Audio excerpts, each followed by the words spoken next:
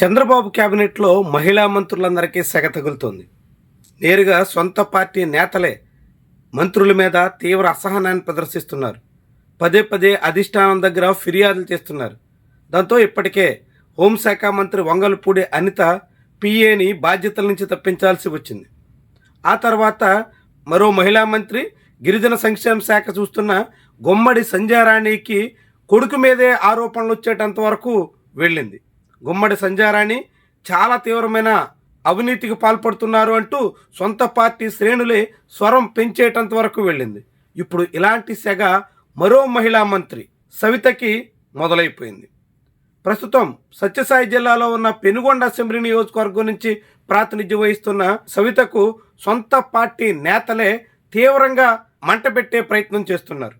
ప్రధానంగా పెనుగొండ నియోజకవర్గానికి గతంలో ఎమ్మెల్యేగా ప్రాతినిధ్యం వహించిన ప్రస్తుత హిందూపురం ఎంపీ పార్థసారథి వర్గీయులు తీవ్ర అసహనంతో కనిపిస్తున్నారు. మంత్రి తీరుతో అనేక రకాలుగా అసంతృప్తిని వెళ్ళగక్కుతున్నారు. తమ అసంతృప్తిని ప్రదర్శించేదానికి వివిధ సందర్భాల్ని ఉపయోగించుకుంటున్నారు. దీనికి తోడుగా ఇప్పుడు నేరుగా పార్థసారథి తనయుణ్ణి పెనుగొండ రాజకీయాల్లో ప్రధానంగా ముందు పీటను నిలబెట్టే ప్రయత్నం చేస్తున్నారు.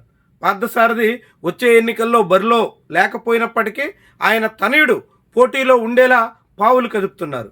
తొలిసారి బరిలో దిగాలని ప్రయత్నిస్తున్న పార్థసారథి తనయుడికి పెనుగొండ సీటు కోసం ఎప్పటి నుంచే ప్రయత్నాలు మొదలుపెట్టేశారు. ఇది సవితకి చాలా పెద్ద తలనొప్పిగా తయారయ్యేందుకు అవకాశం ఇస్తుంది. ఇప్పటికే సవిత తీరు, ఆమె మాటలు, ధోరణి ఇవన్నీ పెనుగొండ నియోజకవర్గంలో పెద్ద స్థాయిలో వ్యతిరేకతకు కారణమవుతున్నాయి. గతంలో పెనుగొండ నుంచి ప్రాతినిధ్యం వహించిన శంకర్ నారాయణ వంటి మంత్రులు ఉన్నప్పటికీ వాళ్ళెవరూ సవిత మాదిరిగా వివాదాల్లో ఇరుక్కోలేదు అనే అభిప్రాయం బలంగా వినిపిస్తుంది. సవిత దూకుడుగా సాగుతున్నాననే పేరుతో ఎదుటి పక్షాల నేతలను కించపరిచేందుకు చేస్తున్న ప్రయత్నం అందరినీ కలవరపరుస్తోంది. ముఖ్యంగా సొంత పార్టీ నేతల్ని కూడా లెక్క చేయకుండా యథేచ్ఛగా సాగిపోతున్న ధోరణి ఆమెను జనాలకి దూరం చేస్తున్నట్టుగా కనిపిస్తుంది. చివరికి పార్థసారథి వర్గీయులు తీవ్రంగా పొగబెట్టే ప్రయత్నానికైతే పూనుకుంటున్నారు.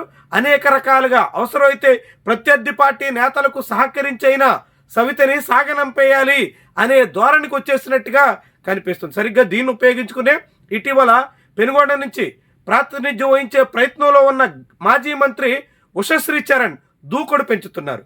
సవిత మీద కాలు దూవుతున్నారు. సవితతో డి అంటే డి అంటున్నారు. సవిత తీరు మీద తీవ్రంగా ఎగిసిపడే ప్రయత్నం చేస్తున్నారు.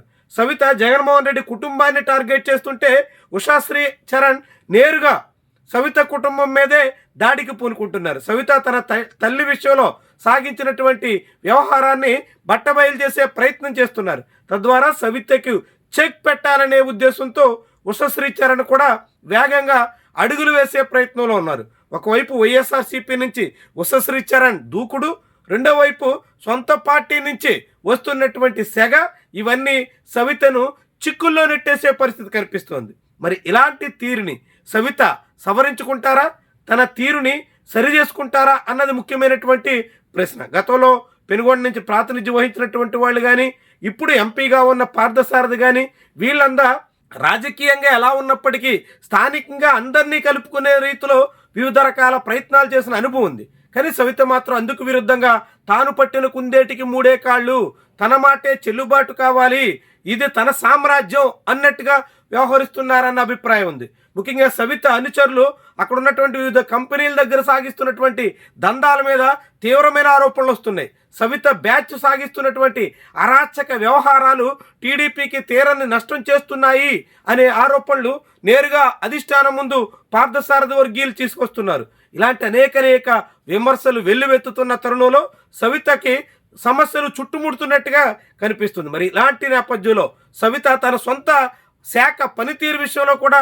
సమర్థవంతంగా సాగలేకపోతున్నారన్న అభిప్రాయం ఉంది. బీసీ సంక్షేమ శాఖ మంత్రిగా ఉన్న ఆమె బీసీలను టీడీపీ వైపు ఉన్న పట్టు మరింత విస్తృతం చేయడానికి ఎటువంటి శ్రద్ధ చూపలేకపోతున్నారన్న విమర్శలు ఉన్నాయి. ఇతర బీసీ మంత్రుల నుంచే ఆమె మీద తీవ్రమైన ఆరోపణలు కూడా ఉన్నాయి. బీసీ సంక్షేమ శాఖ నుంచి కార్పొరేషన్ల ద్వారా ఒక్క లోను కూడా ఇప్పించలేకపోయినటువంటి ఘనత ఆమెదే అన్నట్టుగా కూడా వ్యాఖ్యానాలు వినిపిస్తున్నాయి. ఇలాంటి తరుణంలో ఇప్పుడు సొంత గూట్లోను బయట రాష్ట్ర వ్యాప్తంగా తన సొంత శాఖలోనూ కూడా సవితికి అనేక రకాల సమస్యలు చుట్టుముట్టే ప్రయత్నంలో ఉన్నాయి. అయితే వీటన్నిటిని అధిగమించేందుకు తగ్గట్టుగా ఆమె కడప జిల్లా ఇన్ఛార్జ్ మంత్రిగా జగన్మోహన్ రెడ్డి మీద గురిపెట్టి జగన్మోహన్ రెడ్డి కుటుంబం పేరుతో పదే ఏళన ఎగతాళి చేయడం ద్వారా తన పట్టు సాగించాలి, పార్టీ అధిష్టానం ముందు తన ప్రభావం తగ్గిపోకుండా చూసుకోవాలి అనే ఆలోచనలో ఉన్నట్టు కనిపిస్తుంది. మరి ఇవన్నీ ఆమెకు ఎంత మేరకు ఉపయోగపడతాయి?